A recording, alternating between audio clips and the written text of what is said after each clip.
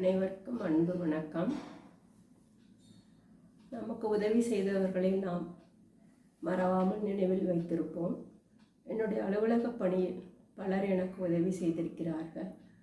அவர்களில் ஒரு சிலரை பற்றி இங்கு குறிப்பிட விரும்புகிறேன்.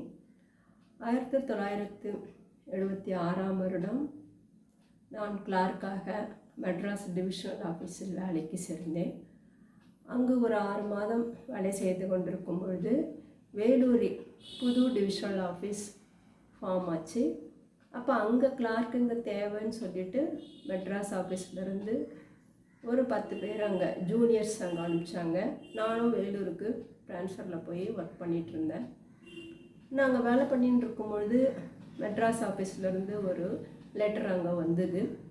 யூஸ்வலாக ஒரு ஆஃபீஸுன்னு சொன்னால் அங்கே பியூன் இருப்பாங்க, அப்புறம் கிளார்க்குங்களுக்கு மேலே ஹெட் கிளார்க், அப்புறம் junior officer, senior officer, divisional officer நிறைய பேர் இருப்பாங்க. மெட்ராஸில் இருக்கிற சீனியர் ஆஃபீஸர் கிட்டேருந்து வேலூரில் இருக்கிற சீனியர் ஆஃபீஸருக்கு ஒரு லெட்ரு வந்திருக்கு. அதை அவர் என்னை கூப்பிட்டு படித்தார். அதில் என்ன எழுதியிருந்ததுன்னு சொன்னால், நான் மெட்ராஸில் வேலை செய்துன்னு இருக்கும்பொழுது ஒரு ரிஜிஸ்டர்ட் பார்சல் வந்ததாகவும் அதை நான் கையெழுத்து போட்டு வாங்கியிருக்கேன். ஆனால் அந்த பார்சல் காணாமல் போயிடுச்சு. அந்த பார்சலில் ஏதோ ஒரு பொருள் இருந்தது. அந்த பொருளோட மதிப்பு எவ்வளவு, அந்த மதிப்பு எவ்வளவோ அந்த அமௌண்ட் அதில் சொல்லி அந்த பணத்தை என்னோட சம்பளத்துலேருந்து பிடிச்சி மெட்ராஸ் ஆஃபீஸ்க்கு அனுப்ப சொல்லி லெட்ரு போட்டிருந்தாங்க. அதை அவர் சொன்ன உடனே நான் சரிங்க சார்னு சொன்னேன். ஏன்னா நான் ஆஃபீஸில் வேலைக்கு சேர்ந்து 1 வருஷம் கூட ஆகலை. எனக்கு எந்த எக்ஸ்பீரியன்ஸும் கிடையாது, என்ன ப்ரொசீஜர்னு தெரியாது. ஆனால் அந்த வேலூர் ஆஃபீஸர் அதை அப்படியே ஒத்துக்கிறதுக்கு ரெடியாகவே இல்லை. அவர் மெட்ராஸில் இருக்கிற சீனியர் ஆஃபீஸர்கிட்ட பேசியிருக்கிறாரு. அவர் என்கிட்ட சொன்னார், நீங்கள் ஒரு நாள் லீவ் போட்டு மெட்ராஸ் ஆஃபீஸ்க்கு போய் அந்த ஆஃபீஸரை போய் பாருங்கள், செக்ஷனில் போய் என்ன நடந்ததுன்னு சொல்லிட்டு விசாரிங்க, அதையே ஒரு லெட்டராக எழுதி மெட்ராஸ் ஆஃபீஸர்கிட்ட கொடுங்க. அப்புறம் எவ்வளோ அதோட வேல்யூவோ அதை ஒரே தடவையில் உங்கள் சம்பளத்துலேருந்து பிடிக்க வேண்டாம், அதை இன்ஸ்டால்மெண்ட்டில் பிடிங்க, அந்த மாதிரி எழுதி கொடுத்துட்டு வாங்க அப்படின்னு சொன்னார். நானும் சரின்னு சொல்லிட்டு மெட்ராஸ் ஆஃபீஸ்க்கு வந்தேன். செக்ஷனுக்கு போன உடனே எல்லாரும் சொல்லிட்டாங்க என் மேலே எந்த ஃபால்ட்டும் இல்லைன்னு சொல்லிட்டு. ஏன்னு சொன்னால், நான் அந்த பார்சலை கையெழுத்து போட்டு வாங்கியிருந்தாலும் அது யாருக்கு, எந்த கிளார்க்குக்கு போய் சேரணுமோ அவங்கக்கிட்ட நான் அதை ஹேண்ட் ஓவர் பண்ணிகிட்ருக்கேன். அவங்களும் ரிசீவ்டுன்னு போட்டு கையெழுத்து போட்டிருக்காங்க. அப்போ என் மேலே எந்த ஃபால்ட்டும் இல்லை, அவங்க தான் வாங்கியிருக்காங்க. ஆனால் அவங்க மேலே எந்த ஃபால்ட்டும் இல்லை. என்ன ரீசன் சொன்னால், அவங்களுக்கு வர பார்சலெல்லாம் அவங்களுக்கு ஒரு பியூன் பிரித்து கொடுப்பாரு. அந்த பியூன் வயசானவர், நல்லா குடிக்கிறவர். அந்த பார்சல் எங்கள் செக்ஷனுக்கு வர வேண்டியதும் இல்லை, அது பட்ஜெட் செக்ஷனுக்கு போக வேண்டியது. தெரியாமல் அட்ரஸ் எழுதி எங்கள் செக்ஷனுக்கு வந்துட்டுருக்கு. அந்த வயசான பியூனை அந்த பார்சலை பிரித்தவர் அதுக்குள்ளே ஏதோ பழைய ஒரு மெட்டீரியல் இருக்கிறத பார்த்துட்டு அதை கொண்டு போய் காயலாங்கடையில் போட்டு காசை வாங்கி குடிச்சிட்ருக்கிறாரு. ஆக்சுவலாக அந்த பியூன் மேலே தான் ஆக்ஷன் எடுத்துருக்கணும். ஆனால் அவர் வயசானவர், ரிட்டையர் ஆகிற ஸ்டேஜ், அவர் மேலே ஆக்ஷன் எடுத்தால் அவருக்கு ரிட்டையர்மெண்ட் பெனிஃபிட்டு பென்ஷன்லாம் கிடைக்கிறது கஷ்டம்னு அவர் விட்டுட்ருக்காங்க. அப்புறம் நான் இதையே ஒரு லெட்டராக எழுதி நான் அந்த மெட்ராஸ் சீனியர் ஆஃபீஸர்கிட்ட கொடுத்துட்டு நான் வேலூருக்கு வந்துட்டேன். இங்கே நான் ஒன்று சொல்லணுன்னா, அந்த வேலூர் சீனியர் ஆஃபீஸர் எனக்கு இவ்வளோ தூரம் எனக்கு கைட் பண்ணணும், ஹெல்ப் பண்ணணும்னு எந்த அவசியம் இல்லை. ஏன்னா நான் சாதாரண கிளார்க்கு, இவ்வளோ தூரம் எனக்கு அவர் ஹெல்ப் பண்ணார். இந்த சம்பவம் எனக்கு ஒரு பெரிய படிப்பினையை கொடுத்ததுன்னு சொல்லலாம். ஏன்னா ஆஃபீஸில் நம்ம போடுற ஒரு கையெழுத்துக்கும் எவ்வளோ மதிப்புன்னு தெரிஞ்சுது. பின்னாடி நான் ஆஃபீஸர் ஆகிட்டு கூட ஈஸியாக நான் எதுலேயுமே கையெழுத்து போடவே மாட்டேன் நான். ஏன்னா எல்லாத்தையும் வெரிஃபை பண்ணி செக் பண்ணிட்டு தான் நான் கையெழுத்து போடுவேன். ஆஃபீஸர் ஆன உடனே நிறைய செக்லலாம் கையெழுத்து போட வேண்டியதெல்லாம் இருந்தது.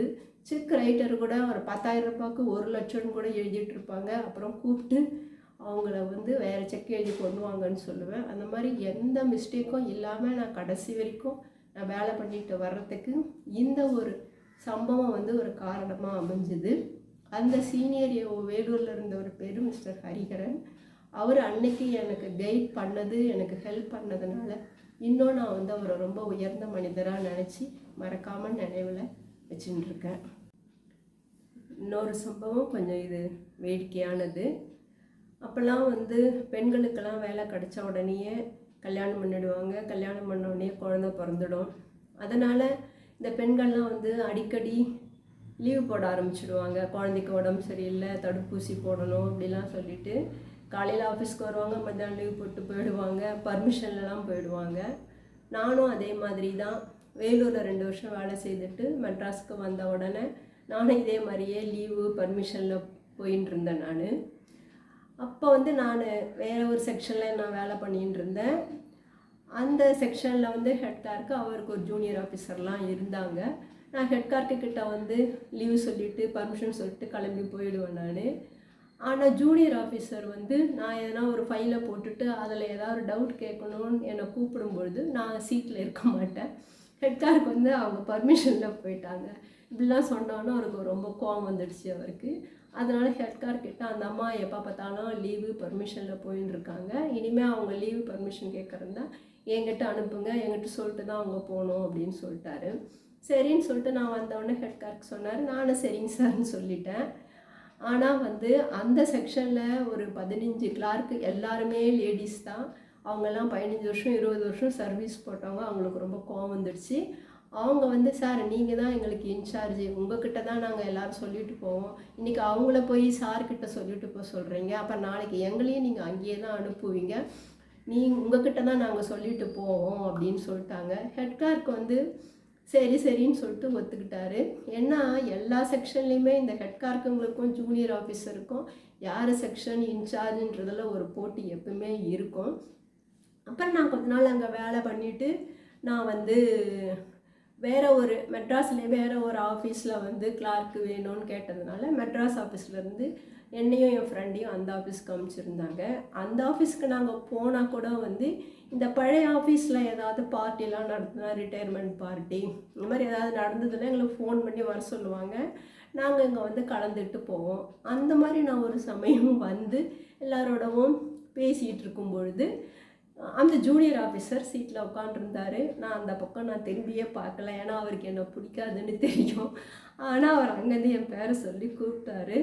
என்னடா இது வம்பா போச்சு, இவருக்கு நம்மளை பிடிக்காதாச்சே, நம்மளை கூப்பிட்டு என்ன திட்ட போகிறாரு தெரியலையே அப்படின்னு சொல்லிட்டு நான் வந்து அவர்கிட்ட மெதுவாக போயிட்டு அவருக்கு விஷ் பண்ணேன். அப்போ அவர் சொன்னார், மேடம் ரொம்ப சாரி, நான் உங்களை வந்து தப்பாக நினச்சிட்டேன், நீங்கள் அடிக்கடி லீவில் போனதுனால நீங்கள் சரியாக வேலை பண்ணலைன்னு நினச்சேன், நீங்கள் போனவொடனே தான் எனக்கு தெரிஞ்சுது நீங்கள் எவ்வளோ தூரம் உங்கள் சீட்டில் வந்து ஹார்ட் ஒர்க் பண்ணியிருக்கீங்கன்னு சொல்லிட்டு பெண்டிங்லாம் எதுவும் இல்லாமல் பர்ஃபெக்டாக பண்ணி வச்சுருக்கீங்க. நீங்கள் ட்ரான்ஸ்ஃபரில் போயிட்டால் கூட உங்களுக்கு பின்னாடி வந்தவர் வந்து நீங்கள் பண்ணி வச்ச அந்த கேஸை எல்லாத்தையும் எனக்கு புட்டப் பண்ணும்போது தான் எனக்கு தெரிஞ்சுது நீங்கள் எவ்வளோ தூரம் அப்போ ஒர்க் பண்ணியிருக்கீங்கன்னு சொல்லிட்டு ரொம்ப சாரி சொன்னார்.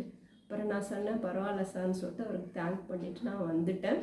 இங்கே வந்து இந்த ஜூனியர் ஆஃபீஸர் என்னை கூப்பிட்டு சாரி சொல்லணுன்னு அவசியமே கிடையாது, ஏன்னா நான் வேறு செக்ஷன் ஆஃபீஸ்க்கே போயிட்டேன். ஆனாலும் அவர் கூப்பிட்டு வந்து என்னை சொன்னது எனக்கு ரொம்ப சந்தோஷமாக இருந்தது.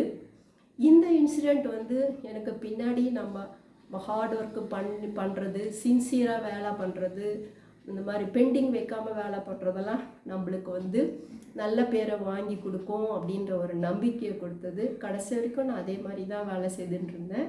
ஆக்சுவலாக இங்கே என்ன சொல்லணும்னா, நான் அந்த சீட்டில் வந்து வேலூர்லேருந்து என்னை அங்கே போட்ட உடனே நிறைய பெண்டிங் ஒர்க் இருந்தது. அந்த பெண்டிங் ஒர்க்கெல்லாம் கிளியர் பண்ணுறதுக்கு நான் ரொம்ப சஃபர் பண்ணேன். பழைய ரெக்கார்டெல்லாம் எடுக்கணுன்னா ரெக்கார்ட் ரூமில் போயிட்டு எல்லாத்தையும் தேடி எடுத்து கண்டுபிடிச்சி கேஸ் புட்டாக பண்ண வேண்டியதாக இருந்தது. அப்போ நான் யோசித்தேன், ஒரு கேஸ் வந்து க்ளோஸ் ஆக போகுதுன்னு ஒரு அட்வான்ஸ் ஒரு இன்டிமேஷன் வரும்போதே நம்ம வந்து எல்லா ரெக்கார்டையும் அப்போவே நம்ம வந்து பர்ஃபெக்டாக கண்டுபிடிச்சி லிங்க் பண்ணி வச்சுருந்தோம்னா ஃபைனலாக அது க்ளோஸ் ஆகும்போது நம்ம ஈஸியாக அதை புட்டப் பண்ணுறதுக்கு இருக்கும்.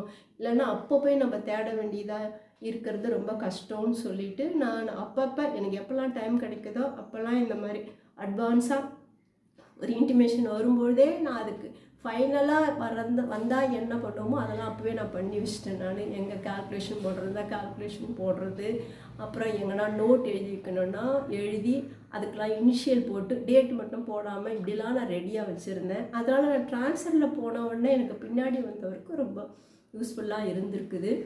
இங்கே வந்து இந்த சாரு வந்து இந்த மாதிரி என்னை கூப்பிட்டு என்னை வந்து பாராட்டினது எனக்கு வந்து ரொம்ப சந்தோஷத்தையும் கொடுத்தது. பின்னாடியும் வந்து நான் அவர் இன்ன வரைக்கும் நான் வந்து அவரை வந்து மறக்காமல் என்னோடய நடுவில் வச்சுக்கிறதுக்கும் இது இந்த இன்சிடெண்ட்டு ஒரு காரணமாக